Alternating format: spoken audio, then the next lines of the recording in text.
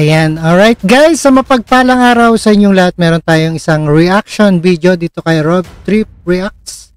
At dating Pangulong Duterte, inuutos ang kanyang controversial na 47.6 billion COVID fund transfer noong 2020.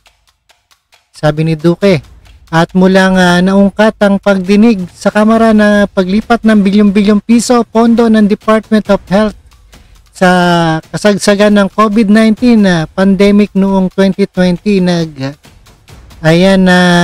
Nindigan si dating Health Secretary Francisco Duque III na utos mismo ito ng dating Pangulong Rodrigo Duterte. Ayan, panoorin po natin ang buong detalye guys, and no further ado. Alright, let's do watch. Publicly, this was made by the President in our meetings in the weekly meet or talk to the people. Okay. Iniutos ni dating Pangulong Rodrigo Duterte. Ito ang sinabi ni dating Health Secretary Francisco Duque III kaugnay sa kontrobersyal na paglipat ng 47.6 billion mula sa Department of Health sa Procurement Service ng Department of Budget and Management o PSDBM para sa Ayan, 47.6 billion. Saan napunta yan? pagbili ng mga supply para sa COVID-19 noong 2020. Sa oversight hearing ng House Committee on Appropriations na pinangunahan ni House Appropriations Panel Vice Chair at Marikina City Representative Stella Luz Kimbo, inusisa ni ACT Teachers Party List Representative Franz Castro si Duque tungkol sa ginawang paglipat ng pondo.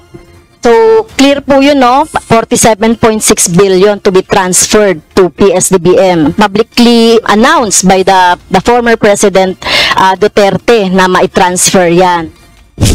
Inusisa rin ni Deputy Majority Leader at Iloilo 1st District Representative Janet Garin si Duque sa official instruction sa kanya kaugnay sa nasabing transfer.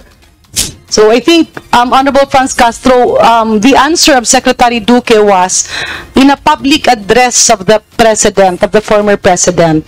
Yun naman medyo nagugulat ako, Madam Chair, because officially, there are actually official notices or instructions. So was there any instruction, Madam Chair, or who instructed Secretary Duque to initiate the 47.6 billion transfer? It can be answered by the name of the authority who instructed him, or the name of the committee, or I do not know. So ganun lang, Madam Chair, if the Secretary Duque can respond.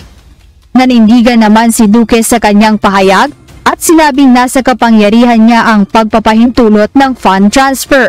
Ngunit nilinaw ni Garin kung ang naging desisyon ba tungkol sa paglipat ng 47.6 billion fund sa PSDBM ay unilateral. Sinagot naman ito ni dating Health Secretary Duque na sumusunod lang siya sa rules ng PSDBM at hindi ito unilateral na desisyon. Paliwanag pa ni Duque, ang desisyon ay batay sa mga rekomendasyon ng Interagency Task Force for the Management of Emerging Infectious Diseases o IATF.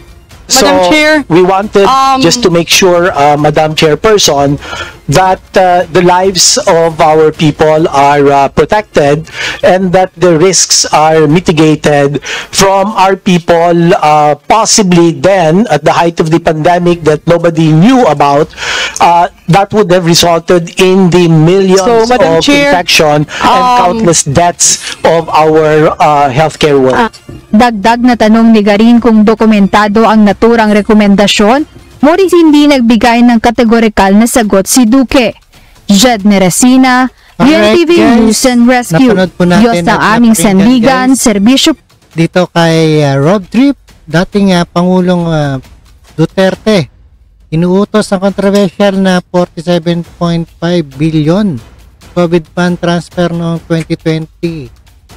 At saan kaya na transfer ni Duque yan? At maraming salamat sa inyong panonood at pakikinig dito kay Rob Trip, and see you again sa ating reaction video. Thank you guys and peace out.